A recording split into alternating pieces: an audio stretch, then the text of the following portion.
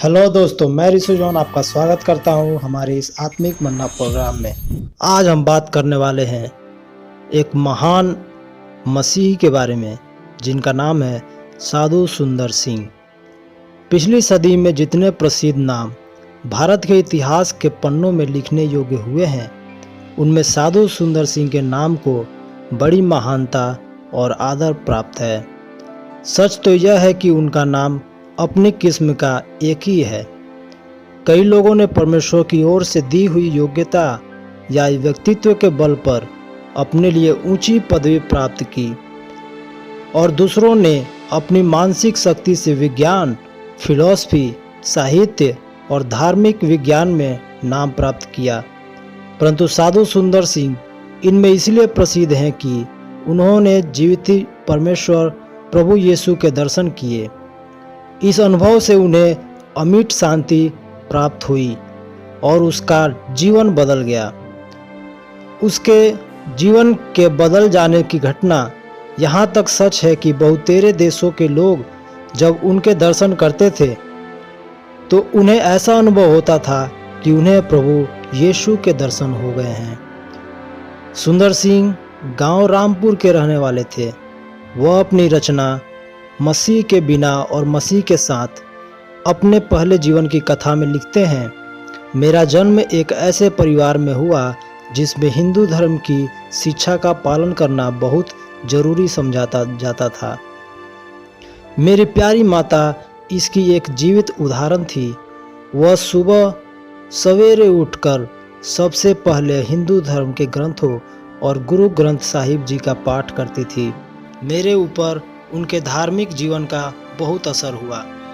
उन्होंने मेरे जीवन का यह नियम बना दिया था कि मैं सवेरे उठकर पहले परमेश्वर के आगे आत्मिक भोजन के लिए प्रार्थना करूं और बाद में शारीरिक भोजन अर्थात नाश्ता करूं। इसलिए मेरी माताजी ने मेरे मन के ऊपर इस बात की मुहर लगा दी थी कि मैं पहले परमेश्वर की खोज करूं और बाद में किसी और चीज़ की। बेशक इस बात को समझने के लिए मेरी उम्र बहुत छोटी थी, पर फिर भी मैं आगे जाकर इसका मूल्य जान गया था। एक पंडित और एक साधु। मेरी माताजी ने मुझे कुछ साल हिंदू ग्रंथों में से शिक्षा दी और फिर उन्होंने मुझे एक पंडित और एक साधु के हाथों सौंप दिया। उन दोनों ने जहाँ तक हो सका अपने शास्त्रों में से अच्छी तरह से मुझे शिक्षा दी, पर फिर भी मुझे शांति की भूख थी। उन्होंने मुझे बड़े प्यार से शिक्षा दी, पर वह मुझे यह सच्ची शांति न दे सके जिसकी मुझे चाह थी।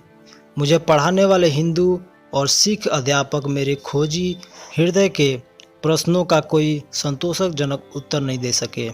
मेरी माँ और मेरे भाई की मृत्यु। कुछ समय बाद पहले मेरी माताजी की मृत्यु हो गई और इसके बाद मेरा भाई भी चल बसा। मेरे भाई का स्वभाव भी मेरे जैसा ही था।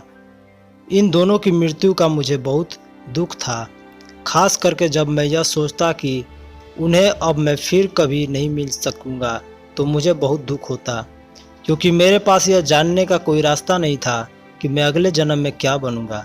हिंदू धर्म के अनुसार मेरे जैसे टूटे दिल वाले मनुष्य के लिए यह जरूरी था कि मैं केवल अपने आप को किस्मत और कर्मों के भरोसे छोड़ दूं। स्कूल जाना।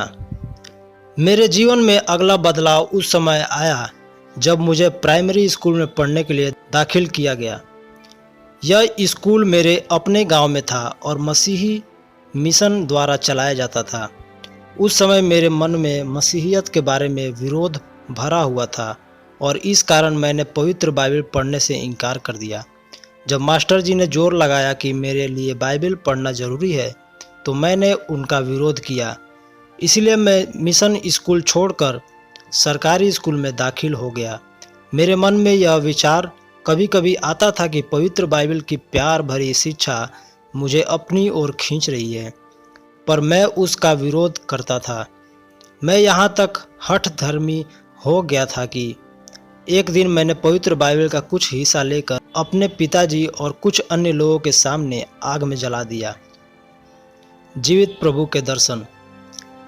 मेरे अपने सोचने के अनुसार मैं समझता था कि मसीहियों की पवित्र बाइबल को जलाकर मैंने एक बड़ा काम किया है, पर फिर भी मेरे मन की अशांति और बढ़ गई। 2 दिन तक मेरा मन बहुत दुखी रहा। तीसरे दिन मेरे लिए अपने मन का दुख सहना कठिन हो गया।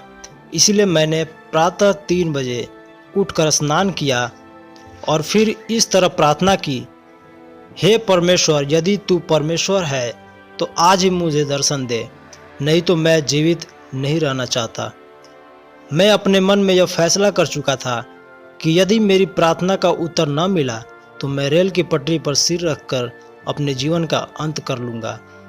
मैं 4:30 बजे तक इस आशा से प्रार्थना करता रहा कि मुझे किसी देवता के दर्शन होंगे, जिस पर मेरे घर वालों का विश्वास था, पर मुझे किसी के दर्शन न हुए, बल्कि मेरा कमरा प्रकाश से भरा हुआ था। मैंने दरवाज़ा खोलकर देखना चाहा कि यहाँ प्रकाश कहाँ से आ रहा है, पर बाहर अंधेरा था।